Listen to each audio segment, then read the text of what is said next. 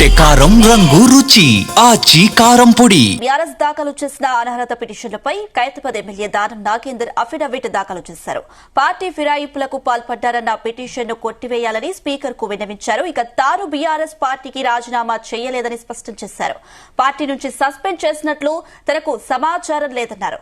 తాను 2024 మార్చిలో కాంగ్రెస్ సమావేశానికి వ్యక్తిగత హోదాలో వెళ్లారని స్పష్టం చేశారు. ఇక మీడియా కథనాల ఆధారంగా తాను పార్టీ మారినట్లు బీఆర్ఎస్ భావిస్తుందన్నారు.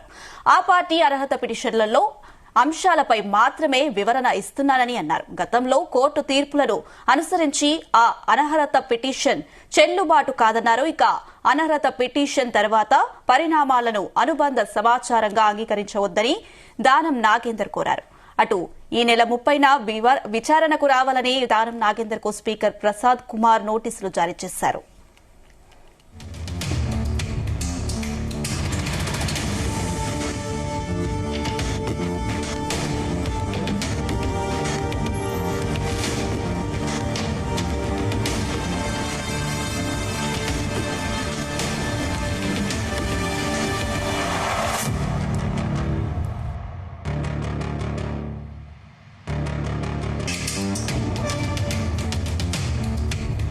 బీఆర్ఎస్ దాఖలు చేసిన అనర్హత పిటిషన్ పై ఖైరతాబాద్ ఎమ్మెల్యే దానం నాగేందర్ అఫిడవిట్ దాఖలు చేశారు. పార్టీ ఫిరాయింపులకు పాల్పడ్డారన్న పిటిషన్ ను కొట్టివేయాలని స్పీకర్ కు విన్నవించారు.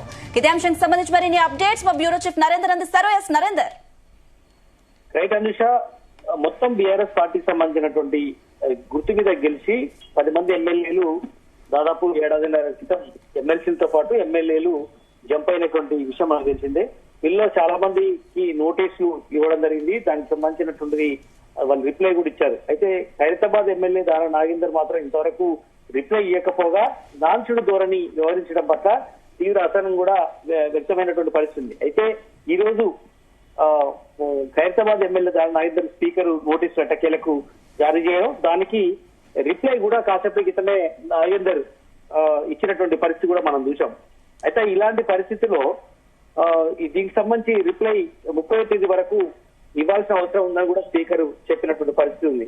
అయితే కాంగ్రెస్ ఎమ్మెల్యేగా కొనసాగుతున్నటువంటి దారా నాగేందర్, ఆయనతో పాటు మిగతా 9 మంది ఎమ్మెల్యేలు కూడా ఉన్నారు. వాళ్ళు ఈ మధ్య కాలంలో స్పీకర్ నిర్ణయం కూడా తీసుకున్నారు. వాళ్ళెవరు కూడా కాంగ్రెస్ వ్యక్తులు కాదు, ఇంకా బీఆర్ఎస్ ఎమ్మెల్యేలుగానే మేము పరిగణిస్తున్నామని కూడా ఈ మధ్య కాలంలో దాదాపు 8 మంది ఎమ్మెల్యేల మీద స్పష్టమైనటువంటి తీర్పును కూడా స్పీకర్ గడ్డం ప్రసాద్ కుమార్ ప్రకటించారు. అయితే దారా నాగేందర్ విషయంలో చాలా కన్ఫ్యూజన్, ఎందుకంటే ఆయన కారు గుర్తు మీద గెలిచి కాంగ్రెస్ పార్టీ మీద మళ్ళీ ఎంపీగా పోటీ చేసినటువంటి ఉదంతం ఏదైతే ఉందో అది పెద్ద ఎత్తున రాష్ట్ర వ్యాప్తంగా సంచలనం సృష్టించినటువంటి పరిస్థితి మనం చూసాం. ఎందుకంటే ఆయన కారు గుర్తు మీద గెలవడం, దాని తర్వాత ఈయన జంపు కావడం, మళ్ళీ సికింద్రాబాద్ ఎంపీగా పోటీ చేయడం, అక్కడ కాంగ్రెస్ కండువా వేసుకొని చాలా వీడియోస్ లో కూడా ఆయన మాట్లాడారు. అస్తం గుర్తుకు ఓటేయండి, నేను ఎంపీగా నాకు ఒక అవకాశం ఇవ్వండి అని కూడా చాలా సార్లు ఆయన మాట్లాడినటువంటి వీడియో బైట్స్ ఉన్నాయి.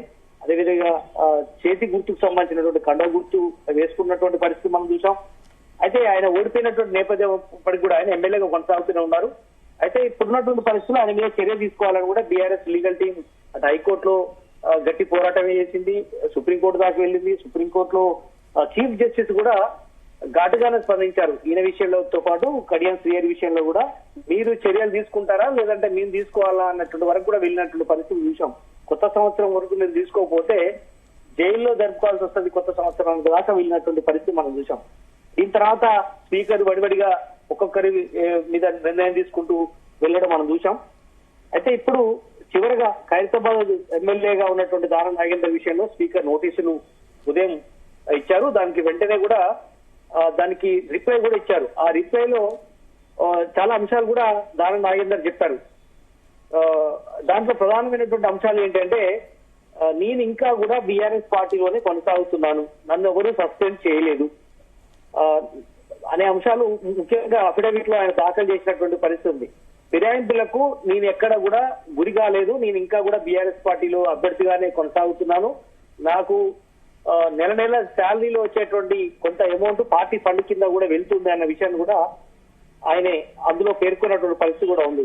తాను 2024 మార్చిలో కాంగ్రెస్ సమావేశం వ్యక్తిగత హోదాలో మాత్రమే వెళ్ళాను తప్ప ఎక్కడ కాంగ్రెస్ వ్యక్తిగా నేను వెళ్ళలేదని కూడా ఈ సందర్భంగా తన అఫిడవిట్ లో చెప్పారు. మీడియా కథనాల ఆధారంగా తాను పార్టీలో మారినట్టు బీఆర్ఎస్ భావిస్తుంది తప్ప నేను ఎక్కడ కూడా పార్టీ మారలేదనే విషయాన్ని కూడా ఆయన అందులో అఫిడవిట్ లో పేర్కొన్నారు. కనుక ఆ పార్టీ ఆరోపిస్తున్నట్టుగా అర్హత పిటిషన్ లోని అంశాలపై మాత్రమే వివరణ ఇస్తున్నారని కూడా ఆయన ఈ సందర్భంగా చెప్పారు. కోర్టు తీర్పులను అనుసరించి ఆ అనర్హత పిటిషన్ చెల్లుబాటు కాదనే విషయాన్ని కూడా ఆయన గుర్తు చేశారు. అనర్హత పిటిషన్ తర్వాత పరిణామాలను అనుబంధ సమాచారంగా అంగీకరించవద్దని కూడా దాని అందరూ అఫిడవిట్ లో పేర్కొన్నటువంటి పరిస్థితి కూడా మనం చూసాం. కనుక ఈ నెల 30న విచారణకు రావాలని దానం నాగేందర్ కు స్పీకర్ గడ్డం ప్రసాద్ కుమార్ చెప్పినట్టు నేపథ్యంలో ఆ రోజు ఎలాంటి నిర్ణయం తీసుకుంటారు, ఎక్స్ప్లెనేషన్ కు ఎలాంటి ఆన్సర్ ఇస్తారు అనేది చూసాం. ఇప్పటి వరకు మిగతా ఎమ్మెల్యేలు ఒకేసైతే దానం నాగేందర్ విషయంలోనే ఎలాంటి తీర్పు స్పీకర్ ప్రకటిస్తారు. ఎందుకంటే దానం నాగేందర్ విషయంలో ఒకవేళ గనక బీఆర్ఎస్ ఎమ్మెల్యే ఆయన కాదు కాంగ్రెస్ ఎమ్మెల్యేగానే చూస్తామంటే పెద్ద సెన్సేషన్ అయిన వార్త ఉంటుంది. ఎవరు కూడా ఇంత సాహసమైన నిర్ణయం తీసుకునే అవకాశం రాలేదు. ఒకవేళ ఆయన ఇంకా బీఆర్ఎస్ ఎమ్మెల్యేగానే ఉన్నారు, కాంగ్రెస్ లో చేరలేదు అనే విషయం ఆయన ఎక్కడ కూడా అలాంటి తప్పు చేయలేదని అట్లన్నా కూడా అంతమంది కళ్ళ ముందు ఎన్నో సార్లు రీసెంట్ గా కూడా నేను కాంగ్రెస్ ఎమ్మెల్యే అని కూడా ఒక రీసెంట్ బైట్ లో మాట్లాడారు ఆయన. కనుక ఒకవేళ అటు తీసుకున్నా ఇటువైపు తీసుకున్నా కూడా అది పెద్ద సంచలనంగా మారే అవకాశం ఉంటుంది. దీని మీద కూడా స్పీకర్ మీద కూడా మళ్ళీ లీగల్ గా సుప్రీంకోర్టు వరకు వెళ్లే అవకాశం ఉంటుంది. ఇప్పుడే హైకోర్టులో ఇది కూడా దాఖలు చేసినటువంటి ఉదంతా మనం చూసాం. బట్ అంతిమంగా స్పీకర్ నిర్ణయం 30వ తేదీ నాడు ఏ రకంగా ఉంటుంది, ఆ నిర్ణయం ఏ రకంగా తీసుకుంటారనేది ఇక్కడ సంచలనంగా ఉండే అవకాశం ఉంటుంది. దానం నాగేందర్ విషయంలో స్పీకర్ విచారణ ఈ నెల 30న ఉంది. మరి దీని తర్వాత ఎలాంటి పరిణామాలు చోటు చేసుకునే అవకాశం ఉంది? ఆల్రెడీ 7 మంది ఎమ్మెల్యేలు బీఆర్ఎస్ పార్టీకి చెందిన వాళ్లే అని స్పీకర్ వివరణ ఇచ్చిన పరిస్థితి కదా. ఎస్ అమిషా, ఇంతకుముందు మనం చెప్పుకున్నట్టుగానే మిగతా 8 మంది 7 మంది తీసుకున్నటువంటి నిర్ణయం ఒకవైపు అయితే, ఎందుకంటే వాళ్ళు ఎక్కడ కూడా ఎవిడెన్స్ దొరకలేదు. కేవలం సీఎం ను మాత్రమే కలిశారు. కాంగ్రెస్ కండువా మాదిరిగా ఉన్నటువంటి అది కప్పుకున్నటువంటి పరిస్థితి చూసాం. అయితే అది దేవుని కండువా అని కొంతమంది ఎమ్మెల్యేలు చెప్పారు, కొంతమంది బలవంతంగా వేశారని కొంతమంది, అది తప్పే ఉంది వేసుకుంటా అని చెప్పిన ఉదంతాన్ని కూడా చూసాం. మేము ఎక్కడ కూడా గాంధీ భవన్ వెళ్ళలేదు, ఇవన్నీ కూడా చెప్పుకుంటూ వచ్చారు. కానీ దానం నాగేందర్ విషయంలో ఎవిడెన్స్ చాలా క్లియర్ కట్ గా కనబడుతుంది. ఆయన పార్లమెంటు అభ్యర్థిగా ఆయన పోటీ చేసినటువంటి ఉదంతాన్ని మనం చూడాలి. ఎందుకంటే ఎలక్షన్ కమిషన్ లో కూడా పొందుపరిచి ఉంటుంది. దానం నాగేందర్ అనే వ్యక్తి ఖైరతాబాద్ ఎమ్మెల్యేగా ఉండి సికింద్రాబాద్ ఎంపీగా పోటీ చేసినటువంటి ఎవిడెన్స్ ఉంది. అంతేకాకుండా ఆయన వీడియో లో కూడా చాలా స్పష్టంగా మాట్లాడారు, నాకు సికింద్రాబాద్ అభ్యర్థిగా నేను పోటీ చేస్తున్నాను, ఓటు వేయండి అని కూడా అన్నారు. కనుక ఇలాంటి ఎవిడెన్స్ దృష్టిలో పెట్టుకొని స్పీకర్ మరి 30వ తేదీ ఏ రకమైనటువంటి నిర్ణయం తీసుకుంటారు? ఎందుకంటే ఇంత స్పష్టమైనటువంటి ఎవిడెన్స్ ఉన్నా కూడా బీఆర్ఎస్ ఆరోపణ చేస్తున్నట్టుగా ఆ ఆధారాలు బేస్ చేసుకొని చేసుకుంటారా, లేదా స్పీకర్ కు ఉన్నటువంటి నిర్ణయాధికారాన్ని బేస్ చేసుకొని ఆయన ఏదో ఒక నిర్ణయం తీసుకుంటారా అనేది చూడాలి. ఖచ్చితంగా ఒకవేళ స్పీకర్ కనుక ఇంకా మిగతా ఎమ్మెల్యేల లాగానే బీఆర్ఎస్ ఎమ్మెల్యేనే ఇతను అని కూడా చెప్తే మాత్రం స్పీకరు ఇది అతని విచక్షణ మీద కొంత ఇబ్బంది పడే అవకాశం అయితే ఉంటుంది.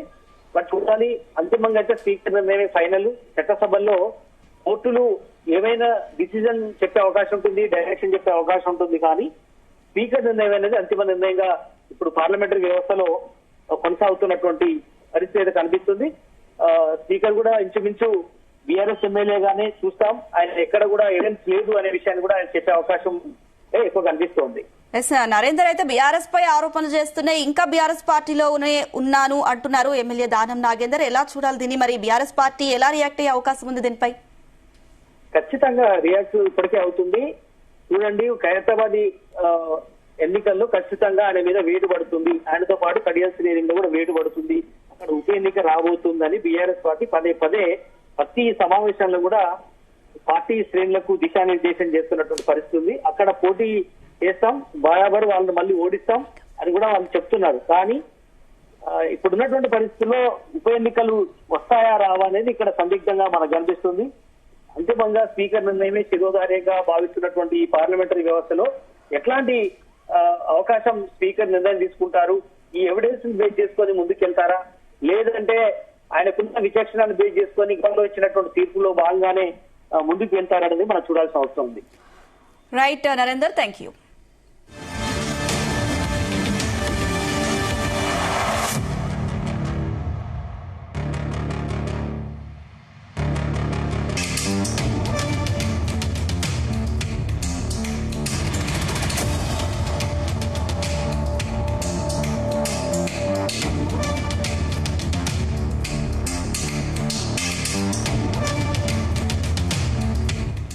గుమగుమల వంటలే వంటలే తెరకొట్టే కారం రంగు రుచి ఆచి కారం పొడి.